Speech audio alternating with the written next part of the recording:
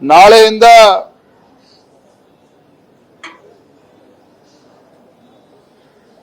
ಈ ಭ್ರಷ್ಟ ಜನ ವಿರೋಧಿ, ಬಡವರ ವಿರೋಧಿ, ರೈತ ವಿರೋಧಿ ಕಾಂಗ್ರೆಸ್ ಸರ್ಕಾರದ ವಿರುದ್ಧ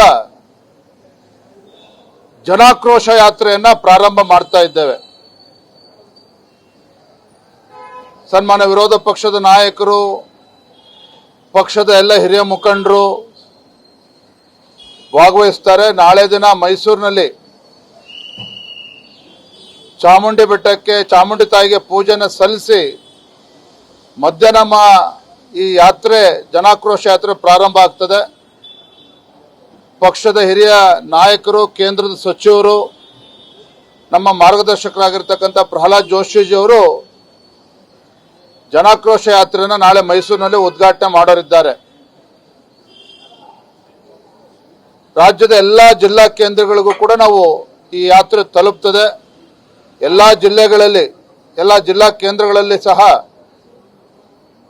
ಈ ಜನವಿರೋಧಿ ಕಾಂಗ್ರೆಸ್ ಸರ್ಕಾರದ ವಿರುದ್ಧ ಏನು ಒಂದು ಕಡೆ ಬೆಲೆ ಏರಿಕೆ ಇರಬಹುದು, ಮತ್ತೊಂದು ಕಡೆ ಮುಸಲ್ಮಾನರಿಗೆ 4% ಸರ್ಕಾರಿ ಕಾಮಗಾರಿಗಳಲ್ಲಿ ರಿಸರ್ವೇಶನ್ ಕೊಟ್ಟಿರ್ತಕ್ಕಂಥ ವಿಚಾರ, SCP, SP, TSP ಪರಿಷ್ಠ ಜಾತಿಯ ಪರಿಷ್ಠ ಪಂಗಡಗಳಿಗೆ ಯಾವ ರೀತಿ ಕಾಂಗ್ರೆಸ್ ಸರ್ಕಾರ ಅನ್ಯಾಯ ಮಾಡ್ತಾ ಇದೆ, ಈ ರಾಜ್ಯದ ಕಾಂಗ್ರೆಸ್ ಸರ್ಕಾರದ ಧೋರಣೆಯ ನೀತಿಗಳ ವಿರುದ್ಧ ಇವತ್ತು ಜನಾಕ್ರೋಶ ಯಾತ್ರೆ ನಾವು ಮಾಡ್ತಾ ಇದ್ದೇವೆ. ಎಲ್ಲ ಕಡೆ ಬಹಳ ಉತ್ಸಾಹ ಇದೆ.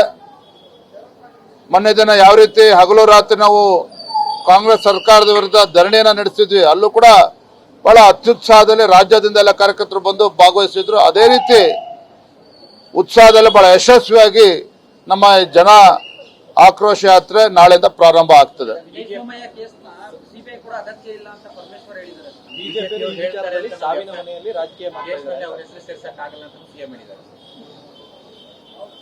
ಅಧಿಕಾರದ ಮದ ಎರೆದ್ರೆ ಯಾವ ರೀತಿ ನಡ್ಕೊಳ್ಬಹುದು ಅನ್ನೋದಕ್ಕೆ ರಾಜ್ಯದಲ್ಲಿನ ಕಾಂಗ್ರೆಸ್ ಸರ್ಕಾರವೇ ಒಂದು ಉದಾಹರಣೆ.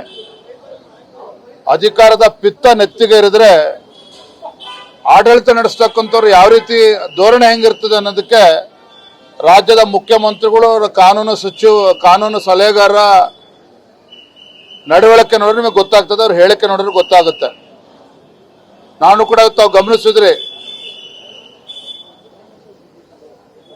ವಿನಯ್ ಸೋಮಯ್ಯ ಅವರ ಆತ್ಮಕ್ಕೆ ಶಾಂತಿಯನ್ನು ಕೋರಿ ನಮ್ಮ ಕಾರ್ಯಕ್ರಮವನ್ನು ಕೂಡ ಪ್ರಾರಂಭ ಮಾಡಿದ್ವಿ. ವಿನಯ್ ಸೋಮಯ್ಯ ಅವರ ಆತ್ಮಹತ್ಯೆ ಅಲ್ಲ, ಇದು ಕೊಲೆ. ಇದರಿಂದ ಇರ್ತಕ್ಕಂಥ ದುಷ್ಟ ಶಕ್ತಿಗಳು ಯಾರು ಅಂತೇಳಿ ಈಗಾಗಲೇ ಬಹಿರಂಗ ಆಗಿದೆ. ಹಾಗಾಗಿ ತಪ್ಪಿತಸ್ಥರಿಗೆ ಶಿಕ್ಷೆ ಆಗಲೇಬೇಕು. ಈ ನಿಟ್ಟಿನಲ್ಲಿ ಇವತ್ತು ನಾನು ಕಾನೂನು ಸಲಹೆಗಾರನ್ನು ಕೂಡ ಭೇಟಿ ಮಾಡ್ತಾ ಇದ್ದೇನೆ. ಕಾನೂನಾತ್ಮಕವಾಗಿ ಯಾವ ರೀತಿ ಹೋರಾಟ ಮುಂದುವರಿಸಬೇಕು ಅದನ್ನು ನಾವು ಮಾಡ್ತೇವೆ.